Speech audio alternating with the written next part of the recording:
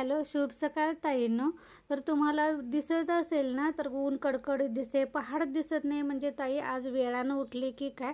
पण असं नाही आहे, तुम्हाला सांगते मी वेळानं उठलेले. मी लवकर उठलेले, पण आता पहिल्यांदा किती वाजले बघूया.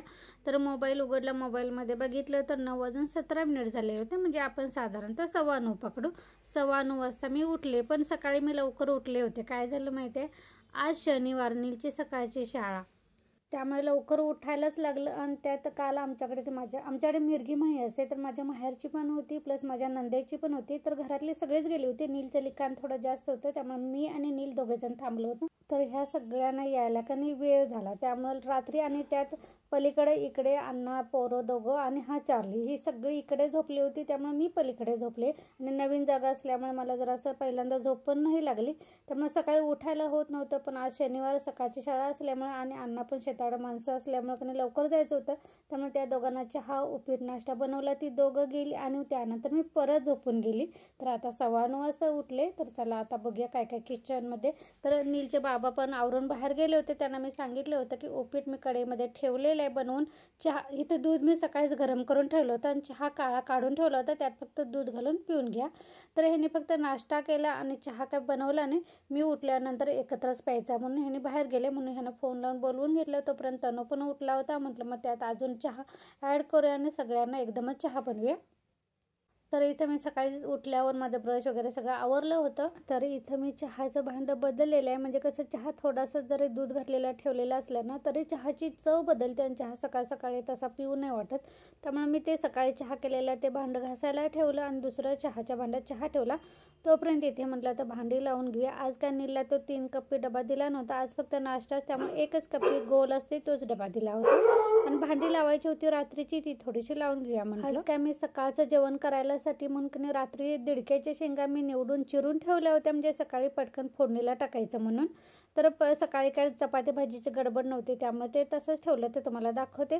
पण आत्ता मी मेनू बदललेला आहे, कारण रात्री कनी दीदीने नीलसाठी मटण आणि रस्सा थोडासा दिलेला आहे, तो आहे शिल्लक फ्रीजमध्ये ठेवला होता रात्री, कारण ते याच्या अगोदरच आम्ही जेवलो होतो, त्यामुळे त्यानं काय खाल्लं नाही. ते बघा ड्रायफ्रूट 2 दिवस झालं कापून ठेवलेलं आहे, ते कनी त्याला अजिबात चव नाही. आपल्या झाडाचंच आहे, अर्धं खाल्लेलं आहे नीलनं वगैरे, थोडं थोडं तोच खातो, बाकीच्या आणि कोणी काय खाल्लेलं नाही आहे. कारण त्याला कनी ड्रायफ्रूट म्हणजे त्याला चवच नसते. महाग आहे म्हणे, पण त्याला कनी चव अजिबात नसते बाबा, त्यामुळे कोण काय खायला तयार नाही. तर ते अर्धं ठेवलेलं आहे, आता नीला आल्यानंतर खाईल.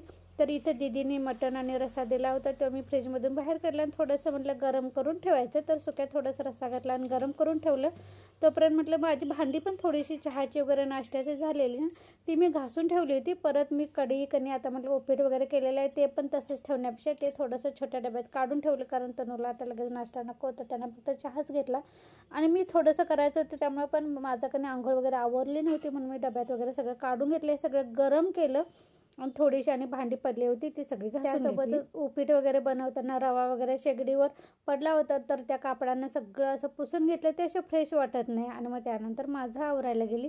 चला तर माझं अगोदर पाणी मारून घ्या ओट्यावर, थोडीशी ती आता कडे वगैरे रिकामी केलेली आहे ना, ती घासून घेऊया, त्यानंतर माझं आवरते. आणि सकाळी अजून एक कसं वाईट झालं माहिती आहे, आमचे जे फिश टँक होते ते काळे 2 मासे होते, जवळजवळ कणी त्यांना 2.5 वर्ष होत आले होते, म्हणजे 3 वर्ष थोडं कमी कमी व्हायला बाकी होतं. आणि ते सकाळी बघितलं, रात्री होते, मी स्वतःच खायला घातलं होतं. आणि सकाळी उठून बघितलं तर दोन्ही मासे ना मरून पडले होते, एक उलटा झाला होता, एक तसाच होता काळे. पण ते काय मला फिश टँकमधून कणी काढायचं धाडस झालं नाही. नीलच्या बाबाने उठल्यानंतरच ते जाळीनं त्या काढून कणी बाहेर फेकून दिले. तर इथं मी आंघोळीसाठी पाणी सोडलेलं आहे. तर तुम्हाला मी शूज दाखवते, मी ऑनलाईन मागवले होते, हे कंपनीचेच आहेत आणि पण किमतीमध्ये कणी एवढा फरक आहे. तर हा मला जवळजवळ 580 रुपयाला ऑनलाईन भेटला, पण कणी त्याची MRP 1000 रुपये. लोकलच्या दुकानात घेतला असेल तर 700-750 पर्यंत दिला असता, मागून बार्गेनिंग करून. पण ऑनलाईनला निदान 150-200 रुपयाचा फरक पडला. हे बघा, शूज पण चांगले आहेत, कंपनी पण एशियन कंपनी होती, चांगली आहे कंपनी वगैरे. पण झालं असं, त्याला साईजला कणी लहान पडायला लागलं, म्हणून मला ते रिटर्न द्यायचं होतं. त्यासाठी मी व्यवस्थित बॉक्समध्ये वगैरे पॅकिंग करून ठेवलं आणि ते रिटर्नला टाकलं. त्यानंतर माझा शॉर्ट व्हिडिओ बनवला होता, त्याचा मला आवाज द्यायचा होता, एडिटिंग करून ठेवलं होतं, फक्त आवाज द्यायचा होता. म्हटलं आंघोळीच्या अगोदर आवाज द्यायचा. त्यानंतर मी आंघोळ वगैरे केली.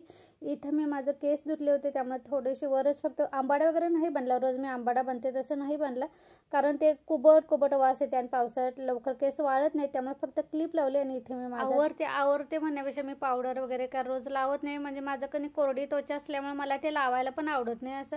आणि मला दिवसातून सारखं चेहऱ्यावर कधी गार पाणी मारायची सवय आहे, त्यामुळे ते लावून पण काय उपयोग नाही आणि असं फडफड वेगळंच असं मला फिलिंग येते, त्यामुळे मी शक्यतो लावायचं टाळते. तर इथं मी कधी माझं थोडंसं वांग आहे, त्यामुळे त्यासाठी मला डॉक्टरांनी कधी स्किन केअरच्या डॉक्टरांना मी दाखवलं होतं. तर त्यांनी मला लोशन आणि इथे आणि सिरम असं 2 ट्यूब दिलेले आहेत, त्या मला लावायला सांगितले. माझी दुसरी ट्रीटमेंटचा डेट पण येऊन कितीतरी वेळा गेलेला आहे. त्यांनी फोन करून बोलवलं पण होतं, मॅडम तुमचं आता अपॉइंटमेंट आहे, पण मला जाणंच घडणं झालं. तर ते थोडंसं अजून बाकी आहे तोपर्यंत मी वापरणार, ते संपल्यानंतर परत जाऊन येईन दाखवून. तर थोडं मला फरक पडलेला आहे, म्हणजे भरपूर असं दिसत होतं ना, ते थोडंसं आता कमी झालेलं आहे. पण त्यांनी ते रोज मला वापरायला सांगितलेलं आहे, ते तेवढं मी रोज कधी न चुकता लावते. तर इथं चला आता आपले सगळ्यात महत्त्वाचं म्हणजे टिकली लावे आणि त्यानंतर इथं आता जेवणाला सुरुवात करूया. जेवणाला सुरुवात करायचं होतं म्हणजे मी आता म्हटलं, म्हणजे मी सकाळी ते मटण आणि रस्सा आणल्यामुळे म्हटलं अंडी सरसरीत करायची. तर इथं 1 ट्रे पूर्ण मी मागून घेतलेलं आहे, कारण पोरांना सारखं काही ना काहीतरी अंड्याचं बनवायला लागते, त्यामुळे म्हटलं ट्रेस मागून घ्यायचा. हे बघा किती रिकामा माझा फिश टँक दिसते ना, ते 2च आता शिल्लक आहेत. मोठे 2 गेल्यामुळे कधी किती फरक पडते हे बघा. पण आता नॉनव्हेज करायच्या अगोदर कधी म्हटलं देवपूजा करून घ्या. भात मी गॅसवर ठेवलेला आहे, पण म्हटलं देवपूजा करायची, त्यानंतर एकसारखं जेवणाला सुरुवात करायची. तर इथं आपल्या झाडाची फुलं पण आता भरपूर भेटतात. मला ते कलमी जास्वंदी पिवळ्या कलरचं आहे की नाही, ते मात्र फक्त एकच भेटलेलं आहे. आणि हा जो गंध आहे ना, ह्याला इतका छान सुगंध येतो ना, मी ते अष्टगंध पण आणलेला आहे, त्याला पण सुगंध आहे. आणि हा पण कधी म्हणजे चंदनाचा लेप असल्यासारखा आहे, त्याला पण इतकं भारी वाटते ते लावल्यानंतर. आणि कपाळाला लावल्यावर कधी एकदम असं गार गार वाटते. आणि मी हे पंढरपूरला गेलेले का तिथून आणलं होतं. आणि तो चंदनाचा गंध आहे तो मी अक्कलकोटवरून आणला होता. अक्कलकोट नाही, हां गाणगापूरला थांबले ना, तिथं ते विकायला होतं. आम्ही ते लाईनमधून दर्शनाला जात होतो ना, तर तिथे एक छोटा मुलगा विकायला होता, तर मी त्याच्याकडून ते घेतलं होतं. आणि ते अष्टगंधचं आहे ते मी पंढरपुरात घेतलं होतं.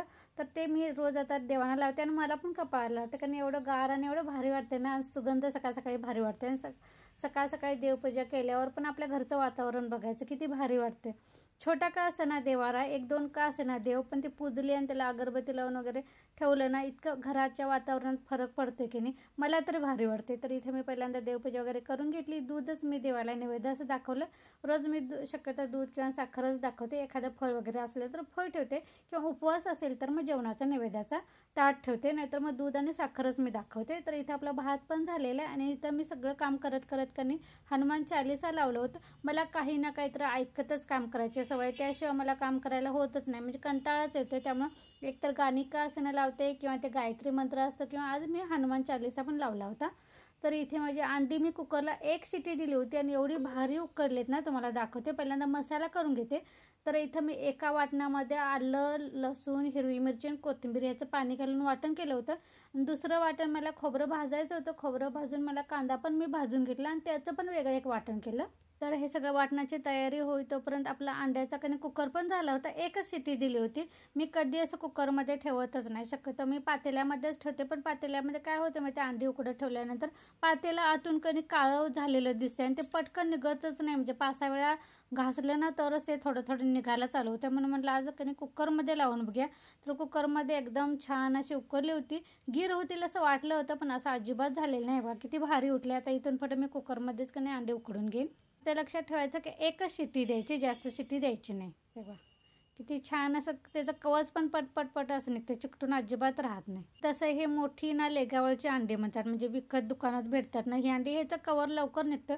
पण आमच्या गावाकडे गावठी अंडी भेटतात का नाही, ते त्याचा कणी ते कवच असते ते चिकटते, ते पटकन निघत नाही, ते जरा काढायला त्रासदायक असते. पण हे विकतची अंडी असतात का नाही, ह्याचं कवच पटकन निघतं. चला आता कधी अंडी मसाल्यातली करूया. ती मी एकच असं सरसरीत ग्रेव्हीदार करणार आहे. तर मी इथं कढईत पहिल्यांदा तेल घातलं, त्यानंतर जिरं आणि कस्तुरी मेथी घातली. त्यानंतर आपली काश्मीरीची लाल मिरची पावडर असते ना, ती थोडीशी घातली. त्यानंतर उकडलेली अंडी घालून 1-2 मिनिट कधी चांगलं फ्राय करायचं, म्हणजे अंड्याला चव पण चांगली येते. 1-2 मिनिट तेलामध्ये फ्राय केल्यानंतर आपल्या ग्रेव्हीमध्ये टाकलं की नाही अंड्याची चव बदलते, म्हणजे चांगली येते, खमंग अशी वाटते. तर ही 1-2 मिनिट परतून झाल्यानंतर ताटात काढून घ्यायचं आणि त्याच कढईमध्ये फोडणीला टाकायचं. वेळानं उठून पण थोडंच मी अगोदर कामं आवरलेली, त्यामुळे एवढं काय मला वाटलं नाही, निवांत माझं काम करायचं चालू आहे. अजून माझं झाडू वगैरे काही मी तिकडं बघितलेलंच नाही आहे, कारण घ्यायचं होतं, कारण तनूला उपीट काय त्यानं जास्त खाल्लं नव्हतं, त्याला जे पोहे उपीट म्हणा असं जास्त प्रकार आवडत नाही, त्यामुळे तो म्हटला जेवणच लवकर आवर, मी जेवतो लवकर, तरी पण वेळ होईल म्हणून मी जबरदस्तीने थोडंसं उपीट त्याला खायला दिलं होतं. तर इथं अंडी मी 2 मिनिट फ्राय झाल्यानंतर काढून घेतली. त्यात थोडंसं अजून तेल घातलं. चपाती केलेलं रात्रीचं थोडंसं तेल प्लेटमध्ये शिल्लक होतं, ते झाकून ठेवलं होतं, तेच घातलं. त्यानंतर त्यामध्ये आपण जे कांदा आणि खोबऱ्याचं वाटण केलं होतं ते टाकायचं, लाल तिखट टाकायचं, मी घरगुती चटणी टाकलेली.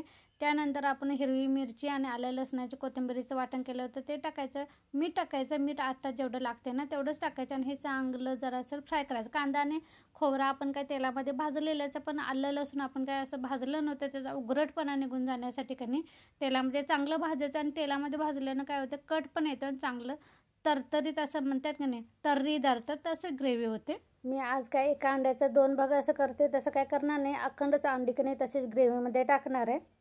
ह्यात तुम्ही टोमॅटो देखील भाजून, कांदा भाजला तसा टोमॅटो भाजून ते देखील त्याचं जरी वाटण टाकलं ना तरी चांगली चव होते. पण मी काय टोमॅटो वगैरे टाकलं नाही, कारण माझ्याकडे एकच आता टोमॅटो शिल्लक आहे, त्यामुळे म्हटलं राहू देते आणि कशाला तरी संध्याकाळपर्यंत नाही आणलं तर ते मला वापरायला बरं पडेल म्हणून. तर इथं मसाला भाजल्यानंतर आपण पाणी घालायचं, पाणी जितकं तुम्हाला ग्रेव्ही पाहिजे तितकी करायची, कारण ही ग्रेव्ही की नाही गार झाल्यानंतर अजून घट्ट येते, त्यामुळे ज्यावेळी बंद करतो की नाही गॅस त्यावेळी थोडंसं पातळ असतानाच बंद करायचं. तर इथं आता मी ग्रेव्हीला पाणी उकळी येऊ तोपर्यंत की नाही मी भांडी वगैरे सगळी रिकामी करून ठेवली, ती घासलेली नाहीत मी, कारण ती नंतर भाकरी वगैरे झाल्यानंतर मी घासून घेईल. तर आता ह्यावर झाकण ठेवूया आणि मिक्सर वगैरे जे काढलेलं आहे की नाही ते कसं काय झालं माहिती आहे, माझ्या छोट्या मिक्सरचं की नाही ते टोपण नसल्यामुळं मी प्लेट ठेवते ना, त्यामुळे ते मिक्सरवर थोडंसं का असं ना गळते, थोडं पाणी घालून असं फिरवलं ना की ते प्लेटमधून बाहेर येते. तर ते आता की नाही पुसून घेऊया, कारण ते वाळलं की एकदा डाग पटकन निघत नाही, त्यामुळे पुसूया आणि त्याच्या घरात ठेवूया. त्याचं मी नवीन घर केलेलं आहे, नवीन घर म्हणजे मी ओट्यावर ठेवते की नाही, ते आता मी फ्रीजवर ठेवते, म्हणजे जेणेकरून माझं ओटा पण रिकामा होईल, ओट्यावर अडचण पण होणार नाही, माझ्या फ्रीजवरचा न्यूजपेपर पण उडणार नाही, कारण खिडकी जवळ असल्यामुळे वाऱ्याने लगेच उडते. म्हणून मी त्याचं कधी मिक्सरचं आता नवीन घर केलेलं आहे फ्रीजवर, तर त्याला तिथं ठेवलं. त्यानंतर मी गॅस शेगडी वगैरे पण पुसून घेतली परत, म्हणजे कसं भाकरी वगैरे करायला बरं पडतं. तर सगळं साहित्य वगैरे ते बरण्या वगैरे काढलेल्या चटणीच्या त्या सगळ्या आता पुसून घेतल्या, तिथं जागी ठेवूया. तर पहिल्यांदा आता त्या ग्रेव्हीला कधी उकळी आलेली आहे, तर त्यात मी आता अंडी वगैरे घाले आणि थोडंसं अजून मी कधी 4-5 मिनिट मी उकळी आणायला गॅसवर ठेवणार आहे झाकून.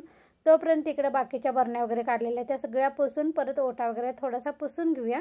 तर त्यानंतर मी थोडीशी भांडी होती ती मी पहिल्यांदा भाकरी केली, त्यानंतर भांडी घासली, त्यानंतर ओटा परत थोडंसं पाणी मारून धुवून घेतला. त्यानंतर माझं झाडू मशीन वगैरे हे सगळी कामं मी नंतर केली, पण ती काय मी तुम्हाला दाखवणार नाही आहे, कारण आपला व्लॉग इतका मोठा होईल. अगोदरच छोटं व्लॉग बघायला पण कोणी एवढं आवडीनं असं बघत नाही, त्यात मोठा व्लॉग म्हटलं की नाही अजून कंटाळेल. चला ह्यासोबतच आता व्लॉग पण मी इथंच बंद करते, पुन्हा भेटून नवीन व्लॉगमध्ये, तोपर्यंत धन्यवाद.